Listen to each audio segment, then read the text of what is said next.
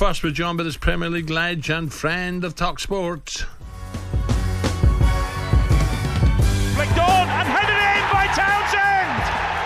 Andros Townsend! Baking cakes and baking stuff for my kids, cookies. Yeah, so I'm obsessed with the bacon at the minute. Chicken feet is one of them. It's high in collagen. It's actually beautiful. It's very fatty. Townsend to curl that one into the top corner.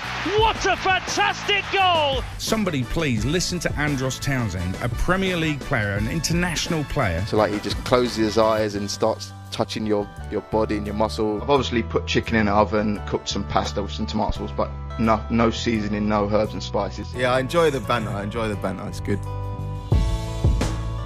Yep, that's right. A very good morning to possibly former Luton Town winger and England international Andros Townsend. I don't know where he is now. Andros, good morning. Morning, Andros, man. What's happening with you? Good morning, guys. How are we? Well, that's certainly not Croydon you're in. I can see in the background.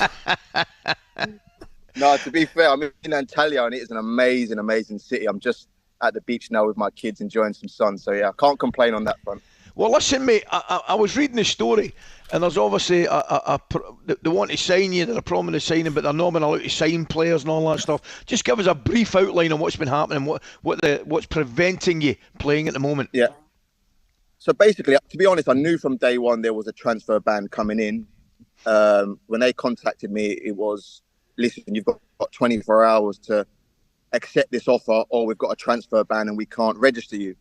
I managed to negotiate 48 to 72 hours because it was just before Luton's first game and I didn't want to disrupt anything or leave the manager off Monday night ready to process Tuesday morning. Then Antalyaspor saying that the English FA were very slow in dealing with my termination from Luton, which means it delayed Antalyaspor being able to register me. And by all accounts, they missed the window.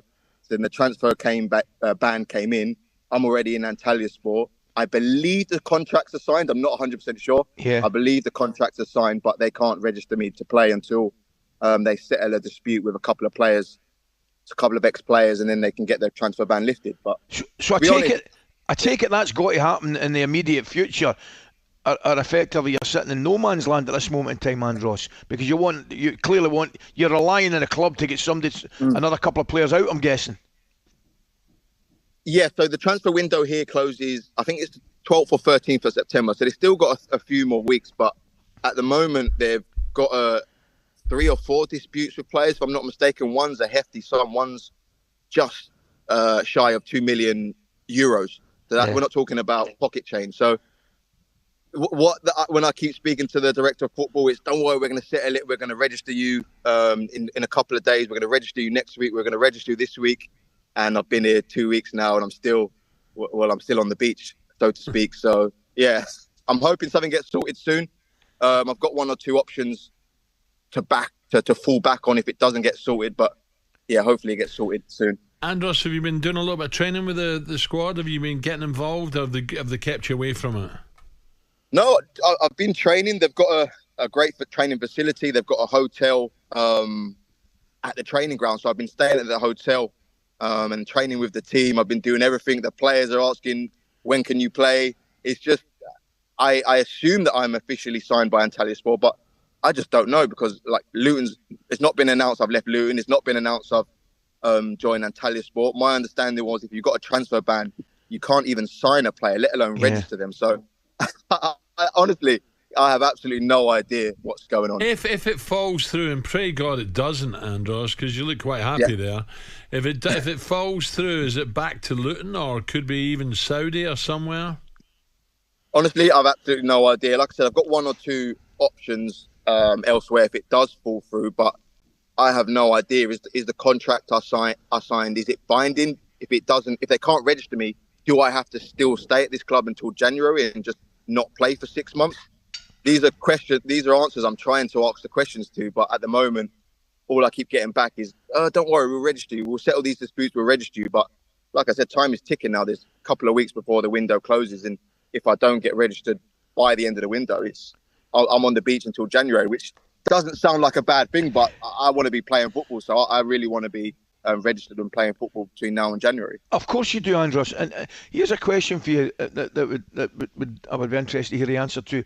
I mean, if you've got a problem here in the UK, in particular England, you've got a very, very strong kind of players' union that will help you and look after you and do their best by you. What jurisdiction are you in at this moment in time? My question effectively is, can the boys in England at Players' Union help you in anywhere there, or is there a Turkish Players' Union? Mate, as soon as you leave England, you're entering the wild, wild west. Yeah. Like, players are so protected in England, and I knew all that before I decided to join this club, if I have joined this club. But I think legally, as long as the club is paying you, I don't think you've got a leg to stand on. I think legally, if you don't get paid within 3 months, then you can write to FIFA, then you can write to the governing bodies and they can get involved. But you've signed a contract, and as long as the club pays you, they can do with you what they please. And so I don't really know at the minute, Ali.